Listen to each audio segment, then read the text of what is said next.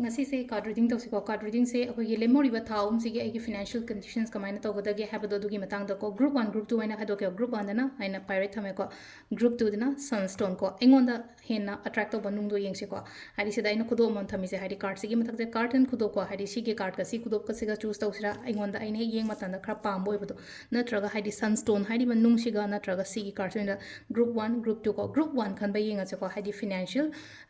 conditions haita lemhouriba se kamaina tawgadage ai financial condition hadi phagadra natraga pharoidra ko lemhouriba 3 months harga October November and December ko ado sida yenga se ko hanba ko group 1 yenga se ko group 1 gi akoi gi pyrite choose to bangai gi oni yenga se ko group 1 se lemhouriba 3 months se ko lemhouriba 3 months se ai financial condition ko hadi money reading ko samna harada financial and ado sidagi card sidum lo thoge khai taro ko ado aphabas la ko soi chanu phasu phasanu ko se la sida taina lo thok chalo riba se ko sida 1 2 3 4 5 ko ado han da card sis maina ina keno to boda Hazik se hona ka dama tamne ko yamna hadi thaba kumba kai gumati khatang luisan daba ko taba adumana di oi taraga sulena ko hona matam da engonda kana gani ko sida ki gano thaba matam matam da sila strength card am lai ko kai first lai se ko ado knight of pentacles kumba ga lai se haita tau ke khalli ba to maka hadi pangtho ke khong thangjan ge khojan ge ready ora ga di lai ai se ready ora ke no to ya ba hadi pisa tan ba ge oro business to bumi ka ha se ko laktori ba thaum se pisa hona ge kana khandi khanjari ba le mori ba thaum se pisa struggle gumba kai gumba to ba haita ko mina kaino to hadi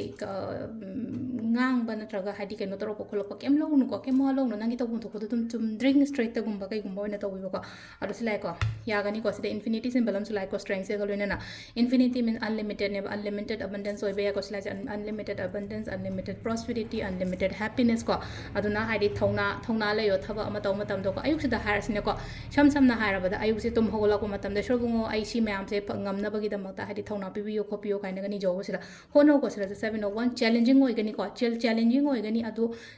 kaino ultimately engonda kana badi tum lakani bisida sigi potse ko challenging oi gani adu bo ultimately engonda kana bas tum lakpodo se leino ko hadi kanana kari tauri amta loi na avoid ignore gumba kai gumba tawra se ko dead and like dead se lako matam se ki gano ko sida hadi kaino ma start toge haraga su ki gano sigi nang aki ba thado ga nang na to matam da engonda change hai tar ko life se kitang hai na hangai le ram mong du ga khara hong ga dum la kani ko adu se da overall kaino oina simple oina khoi gi koi pirate khan bang ai oina hires ne ko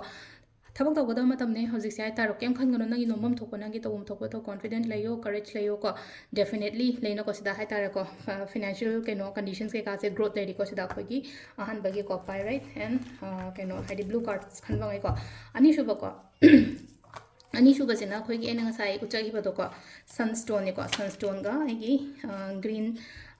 kaino ma ko sunstone se le re ko duga green card se da gi amolo tho se ko hadi sunstone khan ba ngai yona hadi financial kaino situations or financial conditions ko financial reading hana har su yare ko ado side koina group 2 ko group 2 se sunstone choose to ngai ko ai gi desire amount to sui tho hek thaum side na taningi ba amount to comment ta do se le ko hadi 5 card se ko ki gano se so 6 of wands lai 6 of wands se success ne ko yam phajana leina ko success problems ma'am dagi tapna tholok pa khot pa mai le ko nungai ta ko khot ba le ma'am to yari ngai release ta holo hadi wakan sonda gano yam seng na ha kan da ko moon gi energy am sula ko ne leina ko kitang marak ta leina wakan nungai ta ba thwai nungai ta ba khot ta ba adum ma'am am su yauri ba sida atara ko leina ko hadi tha je mangal pi dra khoi da ko tha je mangal pi bane hadi tha go purnima go ma kai go la ko je lai ga se phaja na khoiram bi handa ki mera gi purnima oi ro ko te leina ko silen ko hadi purnima go ma la ko je lai phajana khoiram bi hai tha je na ko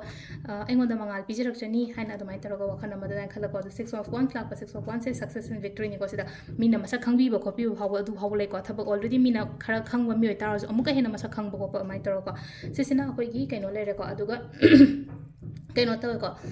ꯃꯇꯝ ꯃꯥꯡꯍꯟꯒꯅꯣ ꯌꯥꯔꯤꯉꯩ ꯍꯥꯏꯇꯥꯔꯦꯀꯣ ꯃꯇꯝꯒꯨꯝꯕ ꯀꯩꯒꯨꯝꯕ ꯃꯥꯡꯍꯟꯕꯤꯒꯅꯣ ꯑꯩꯒꯤ problems ꯑꯩꯒꯤ ꯅꯨꯡꯉꯥꯏꯇꯕ ꯈꯣꯠꯇꯕ ꯂꯩꯔꯤꯕ ꯃꯌꯥꯝꯁꯤꯗꯒꯤ ꯇꯞꯅ ꯇꯞꯅ ꯇꯞꯅ ꯂꯣꯏ ꯊꯣꯛꯂꯛꯄ ꯌꯥꯏꯀꯣ ꯍꯤꯂꯤꯡ ꯇꯧꯔꯛꯄ ꯃꯇꯝꯅꯤꯀꯣ ꯍꯧꯖꯤꯛ ꯑꯅꯥ ꯑꯌꯦꯛꯀꯨꯝꯕ ꯌꯥꯎꯔꯒꯁꯨꯀꯣ ꯑꯅꯥ ꯑꯌꯦꯛꯇ ꯅꯍꯥꯟꯒꯩ ꯄꯩꯁꯥ ꯌꯥꯝ ꯆꯠꯂꯦ ꯈꯣꯠꯂꯦ ꯀꯥꯏꯅꯒ ꯍꯥꯏꯔꯒꯁꯨꯀꯣ ꯍꯧꯖꯤꯛꯀꯤ ꯑꯣꯏꯅ ꯍꯥꯏꯔꯒꯗꯤ ꯑꯩ ꯏꯃꯨꯡꯗ ꯂꯩꯔꯤꯕ ꯑꯅꯥ ꯑꯌꯦꯛ ꯀꯩꯀꯥ ꯃꯌꯥꯝꯁꯤꯁꯨ ꯐꯒꯠꯂꯛꯄ ꯐꯤꯅꯥꯟꯁꯤꯌꯦꯜ ꯀꯟꯗꯤꯁꯟꯁ ꯐꯒꯠꯂꯛꯄ ꯄ꯭ꯔꯣꯕ꯭ꯂꯦꯝꯁ ꯃꯌꯥꯝꯗꯒꯤ ꯊꯣꯛꯂꯛꯄ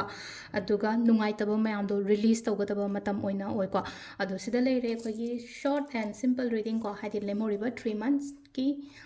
ꯀꯩꯅꯣ ꯑꯣꯏꯅꯀꯣ ꯃꯅꯤ ꯔꯤꯗꯤꯡ ꯀꯣꯁ ꯃꯌꯥꯝꯒꯤꯗꯃꯛꯇ ꯊꯦꯡꯛ ꯌꯨ